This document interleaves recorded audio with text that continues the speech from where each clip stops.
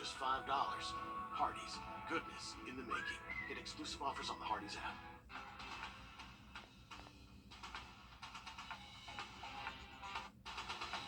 From the station that's on your side, this is News 12, First at 5. Well, we got a taste of fall over the weekend, but it's definitely feeling like summer yet again. When we'll see that next cool down straight ahead. But first, a very close call for Josie High School, turning into a way to hear voices from our community on what can be done to prevent violence in our schools. 3 weeks ago, a gun was fired inside the high school during a fight, injuring one student and leaving many realizing this could have been much worse than it really was. Right, so that brings us to tonight, where parents and students plan to share their thoughts and find solutions. Hallie Turner is live for us in our newsroom. And Hallie, what's the goal of this community forum happening later tonight? Well, the overall goal is to create a community cafe or small group in each district that will serve as a safe place where parents, teachers, students, and all of them can meet to talk or receive help to address issues going on in the community. But they're doing it in a way that doesn't increase violence. Organizers tell me before they can even get to this point, they're taking things step by step. And part 2 is tonight.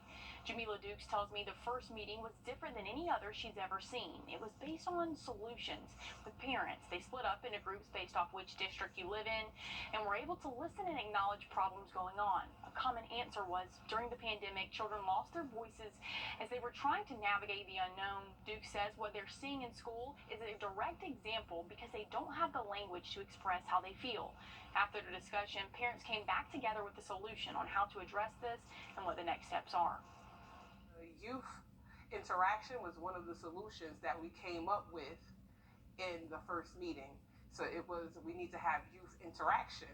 And so I was like, we identified the problem, let's go into the solution. What it is that has been affecting them in their community, in their schools, and in their home life. Like, what are you going through? Because we could guess or assume that, okay, everything's okay, I'm a great parent, I take care of my kids, I provide this, I provide that, I provide this, but is that what they need? Now, it's not too late to make it to the first meeting or to the second meeting tonight. It kicks off at 7:15 at the Purpose Center. And coming up all new tonight on News 12 at 6 o'clock, we're giving you a deeper look at how tonight will go and how they plan on getting on the same level as the students, diving deeper to reach everyone. All right, thanks, Hallie, for keeping us updated on that.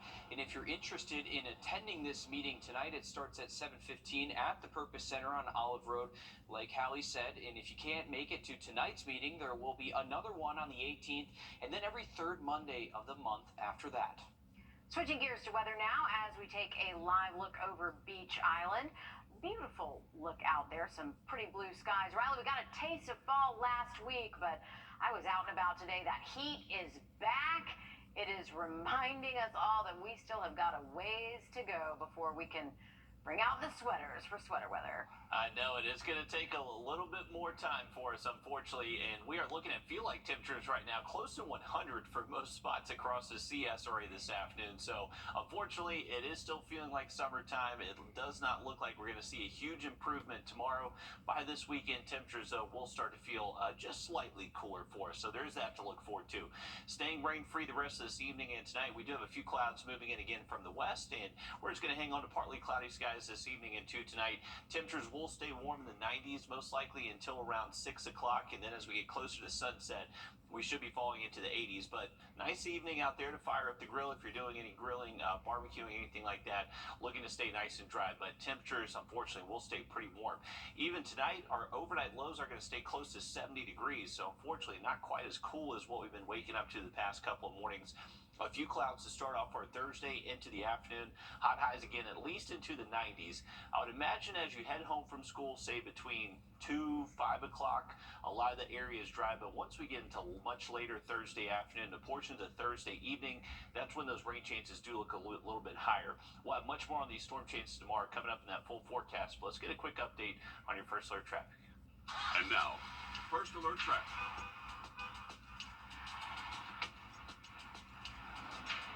Alrighty, here's a look at our tower cams across the area. We'll first go outside of our building here, looking at Riverwatch, which looks to be pretty congested. Definitely busy time of day right there at Riverwatch near the state line. And then I-20 doesn't look like those eastbound or westbound lanes are impacted too much by that traffic. So it appears to be moving smoothly here right near the Savannah River. Now going out to Grovetown next. We just had a quick look at Wheeler Road, but we'll go out to Grovetown. Looking at exit 190, appears to be moving okay, and you can see beautiful conditions overhead. A lot of blue sky out there. We'll have a look at some higher storm chances over the next couple of days in just about 10 minutes. Thanks, Riley. New today, a 10th inmate has died in the Fulton County Jail through the first 9 months of this year. 24-year-old Chandre Delmore is the 6th inmate to die from the jail in just 2 months. Authorities say Delmore was found unresponsive in his cell last Thursday and he died Sunday in the hospital.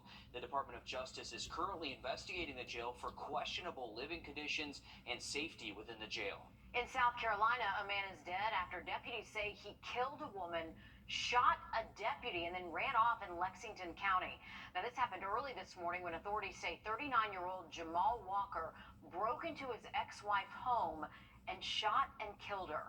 Her 9-year-old son was inside. As deputies responded, they say Walker shot a deputy before taking his ex-car's wife, plowing through the garage and driving off. When deputies managed to stop the car, they say Walker fired several shots at deputies. That's when they shot and killed him. The injured deputy has a surgery scheduled today and is expected to survive. The 9-year-old boy was not hurt. He is staying with extended family tonight. The South Carolina Supreme Court ordering a man previously released early from prison to serve out the rest of his sentence. Jared Price was convicted of killing a man in Columbia in 2022. He was released in March after only serving 19 years after a judge shortened his sentence, but that decision came under fire and that ruling was soon overturned. Price was ordered back to prison, igniting a months-long search. He was caught in July. Governor Henry McMaster gave his thoughts on today's ruling. People like that need to be in jail. They need to be removed from the rest of us. And we've got to close that revolving door. We've got to close it. And all we have to do, if we pass the laws to give out law enforcement the authority to do it, I promise you they will do it. In this case started back in 2002, but the family of the man Price murdered say that they are thankful Price is back in prison and serving the rest of his sentence. Well, right now, tens of thousands of South Carolinians are living with Alzheimer's and related dementias in South Carolina, and even more are serving as caretakers. Those numbers are expected to only keep rising, so South Carolina is changing the way it approaches this disease. Our State House reporter Mary Green has the details.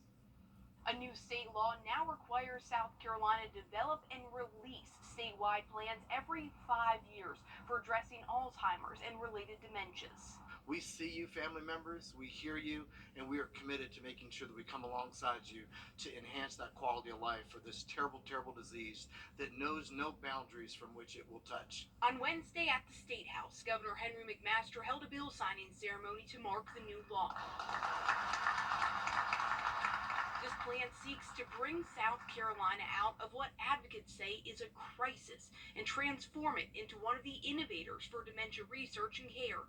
The new law requires the Advisory Council for the Department on Aging's Alzheimer's Research Coordination Center develop this plan with input from other state agencies and stakeholders, and that the governor and legislature receive an annual report on its progress. Advocates say what we know about the disease has changed significantly in recent years, and this plan will put an even greater focus on research and data collection. With that data collection, we're going to be able to see the gaps in services and know who we need to recruit and how we need to recruit them. Things like an Alzheimer's Disease Research Center will help us recruit neurologists with a specialized field in dementia. We'll be able to recruit geriatricians because we have a special part of the state plan that is about focusing on workforce pipeline. And this new law builds off South Carolina's most recent statewide Alzheimer's plan, which was released this past February. The last time it was done before that was back in 2009. Reporting from the State House, I'm Mary Green. This new law passed both chambers of the state legislature unanimously. Well, just ahead, a Georgia native is making it big and adding her makeup brand to a big box store. We'll hear her story coming up next. Riley. And we do have a cold front moving in tomorrow. Unfortunately, not bringing us cold temps, but it will bring us a better opportunity for some thunderstorms. We'll have a look at it just after the break. Time and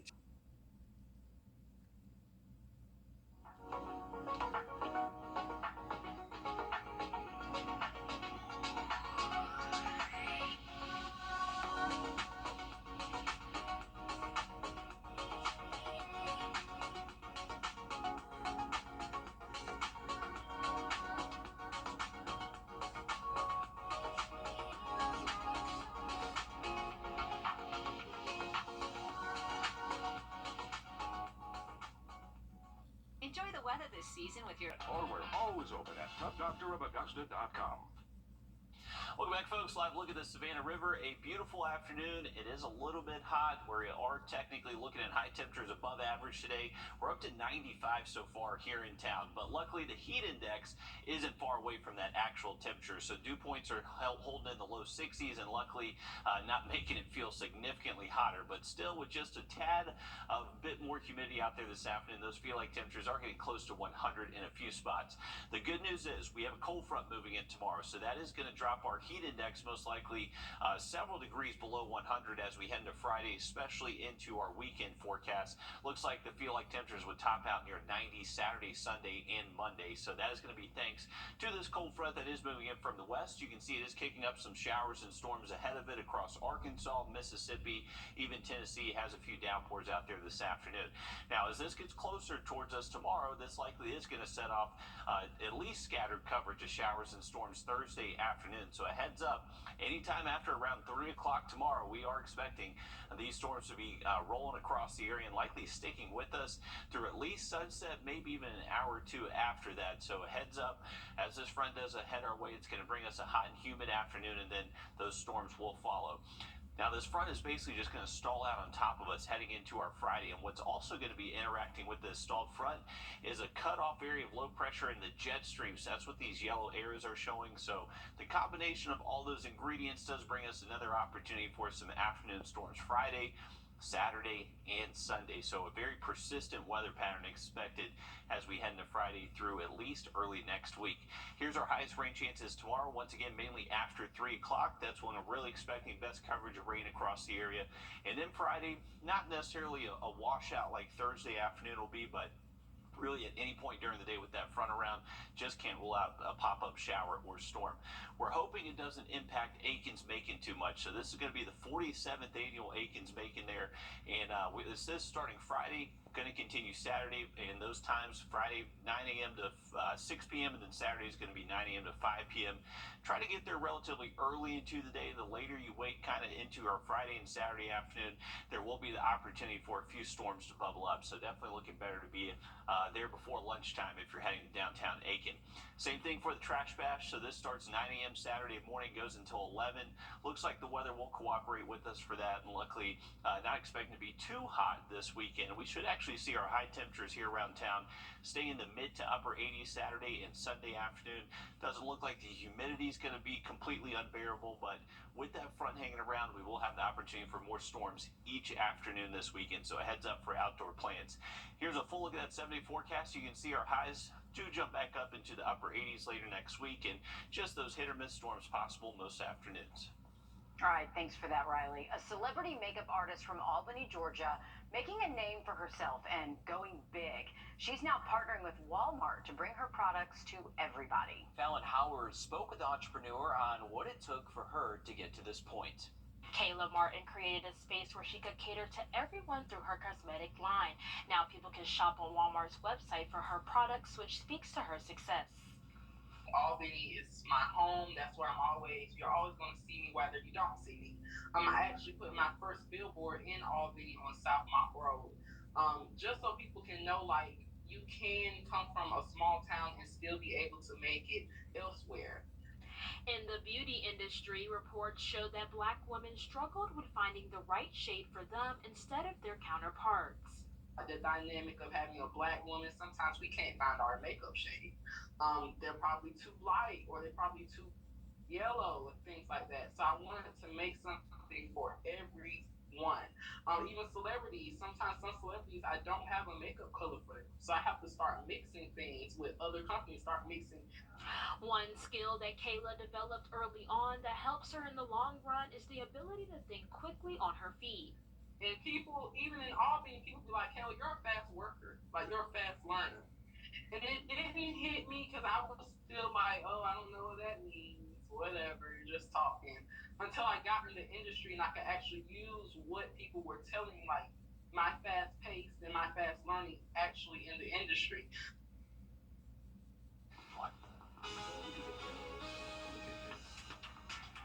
More groundbreaking investigations and original news stories are coming your way. Just ahead, we talk with the host of the new Investigate TV Plus and find out when you can catch it right here on News 12.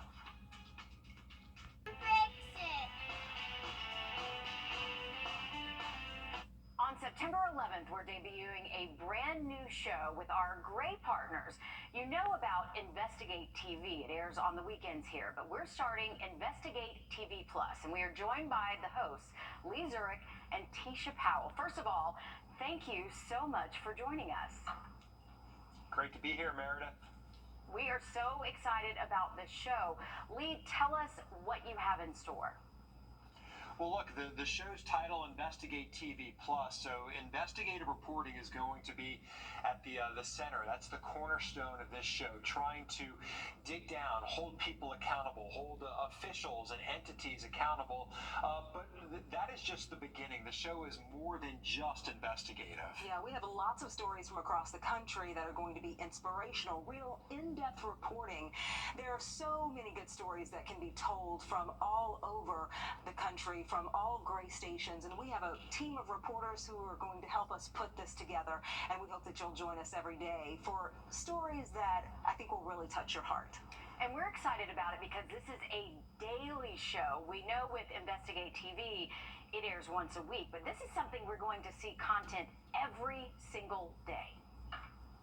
Yeah, this is Monday through Friday, so we've been airing our show Investigate TV on the weekends, and you know the response from viewers has been incredible to that, so we decided to not double or triple down, but even do more and launch this show, hire a big team, and get contributions from our contributors all over the country to bring you just inspirational, informative reporting Monday through Friday. You know, when you're on social media and you're scrolling and you're seeing all of these different topics pop up, and you click on them and you can watch those stories, and these are the stories that go viral. We would like to put a lot of those stories that people are talking about in one place so you can go and see them every day, and it's going to be a lot of different topics, from health to family to community, things that we hope you'll find interesting.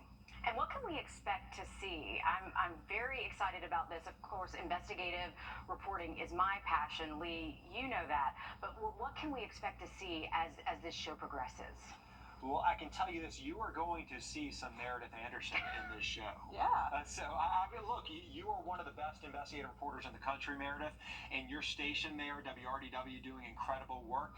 You know, y'all are contributors to this show, so there is going to be great reporting from you. I mean, we have a team of journalists just in Georgia, whether it's the Atlanta area, Savannah area, that are going to be contributing to this show. We are looking at just some of the best stories, some of the best journalism going on in Augusta, in Georgia, in this country, and packaging it all together on a daily show to bring you important, inspirational stories. And we would like to end each show with an inspirational story. We have some wonderful features that'll really make you laugh, make you cry, make you smile, and inspire you to get out and do something different. So we want to bring you everything from start to finish, from investigative to feature to informative, all in one show, Investigate TV Plus. And we are so excited to invite you to our airways, Tisha Powell, Lee Zurich, and we will start the show on September 11th.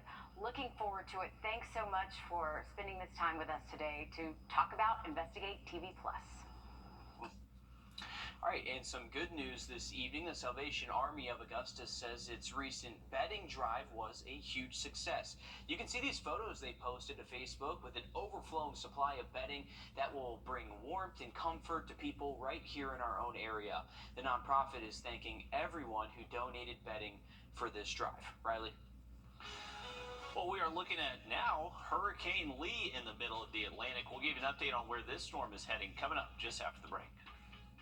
After an accident, till we win. That's the strong arm.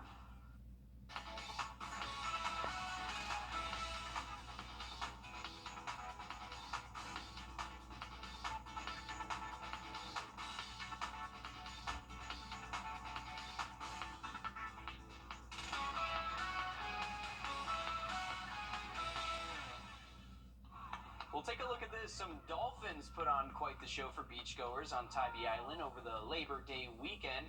It's just a normal day at the beach until this happens. How awesome is that? I mean, that's pretty far You don't up see in that the very air. often. No, you see them come up a little bit, not that far, but I mean, out of nowhere, the playful creatures decided to show off their athletic ability with the flips. I mean, everyone was delighted on shore. The aerial acrobatics lasted for about 20 seconds, leaving those lucky enough to see the stunning display laughing and applauding. I want to see that. That's awesome. You know, we've all seen dolphin before. I've never seen one jump that far out. No, it looks like they're doing full flips too, which is actually pretty athletic of them. That's pretty Yeah. cool. And I'm sure it's a great day on the beach for a lot of people if they're going to see some dolphins, Riley. Absolutely. It's been beautiful on Tybee Island the last several days. A little bit warmer out there this afternoon, but that was really cool stuff. You definitely do not see dolphins do that all too often. Hey, a quick update on Hurricane Lee. This is well out in the open Atlantic, but it did become a hurricane with the latest update from the National Hurricane Center.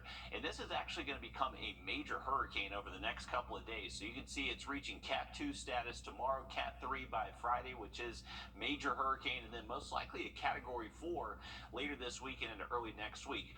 Now, most model guidance does turn this to the north before it does reach the Bahamas, so luckily, at the moment, not expected to impact us here on the mainland. We are going to have the opportunity for storms over the next couple of afternoons, so dust off that rain gear over the next few days. All right, thanks, Riley. Stick with us. We have more news, weather, and sports coming up after a short break as News 12 Live at 5 continues. On air.